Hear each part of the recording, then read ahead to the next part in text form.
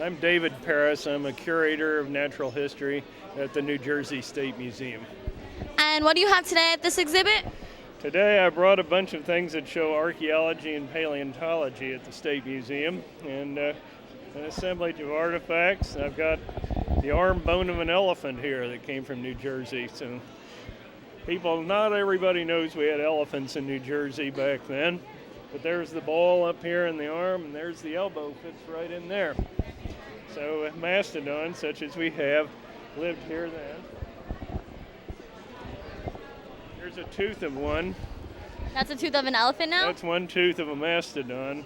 I'm going to talk about these on Sunday because we get them offshore too. We get them back during the Ice Age. A lot of the Earth's water was tied up in ice. So the sea level dropped, and we had elephants walking out there east of Tom's River in Atlantic City and places like that. Every now and then fishermen dredge them up. So they come in very surprised to the State Museum with an elephant tooth, or walruses and other such things. Paleontology and archaeology is actually our biggest collection at the State Museum. Paleontology is very important too. So we have other fossils to show. And of course we are now working in Woodland Park in Clifton at a rock quarry that yields dinosaur tracks. We took one out that weighed 3 to 4 tons last week, and we have an outdoor exhibition on it at the State Museum now.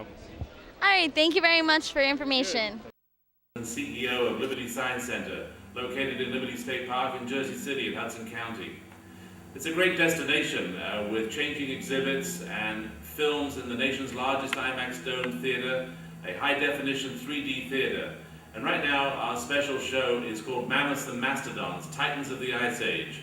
It's all about the climate change and landscape change through the last ice age, with mammoths and mastodons only recently becoming extinct, and now their only existing relatives are the elephants in Africa and India and Sri Lanka.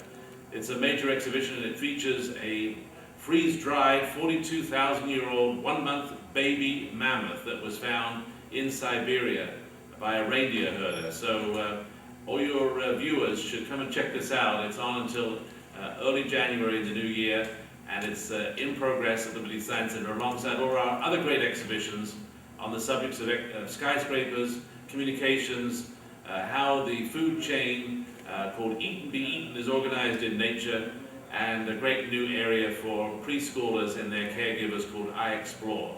So come check us out. All right, now we're going to check out some meteorite footage. Hope you enjoy it. Quite some time is to actually bring some pieces of an asteroid back to Earth. And a spacecraft, it's actually a Japanese spacecraft called the Hayabusa, went out to an asteroid and attempted to grab some material off the surface of an asteroid a few years ago.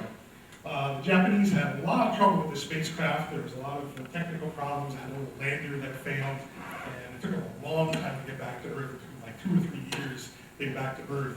And finally, in this year, June of this year, they were able to drop this capsule in Australia. They dropped it in Australia, and they dropped that down and were able to retrieve this material.